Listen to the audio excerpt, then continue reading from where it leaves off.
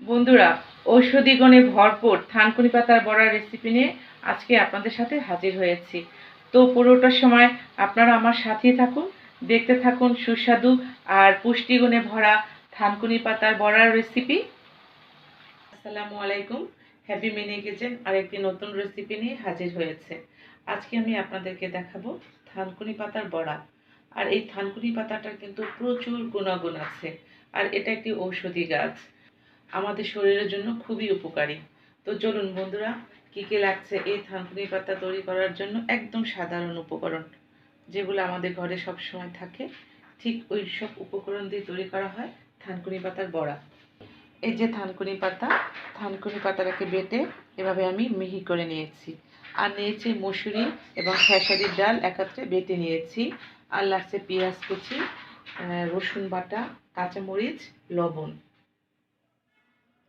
এখন এই থানকুনি পাতার সাথে আমি ডাল, পেঁয়াজ কুচি, রসুন বাটা, কাঁচামরিচ আর লবণ একত্রে মেখে নেব। দিয়ে দিচ্ছি থানকুনি পাতা,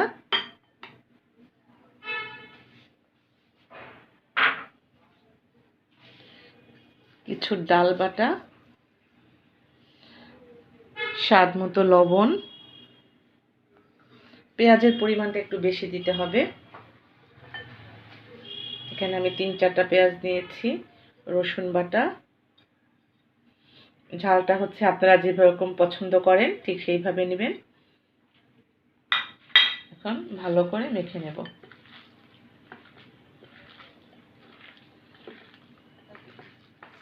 আর এই থানকুনি পাতাটা কিন্তু যাদের পেটে ব্যথা, বিশেষ করে পাতলা পায়খানা হয়, তাদের জন্য কিন্তু খুবই উপকারী।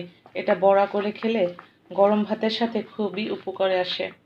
আর এটার ভর্তাটাও খুব ভালো শরীরের জন্য। খেতে সুস্বাদু, উপকারী দুটি গুণই আছে এই থানকুনি পাতার মধ্যে। আমার মাখা শেষ, আমি এখন এটাকে তেলে ভেজে নেব।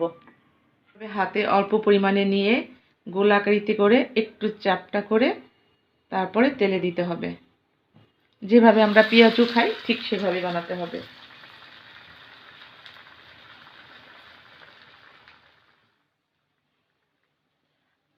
বাদামি রং করে ভেজে নিতে হবে।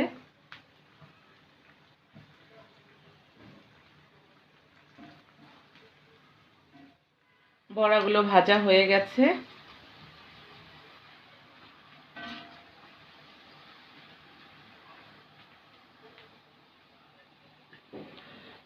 আশা করি আপনারা বাসায় এভাবে ট্রাই করবেন।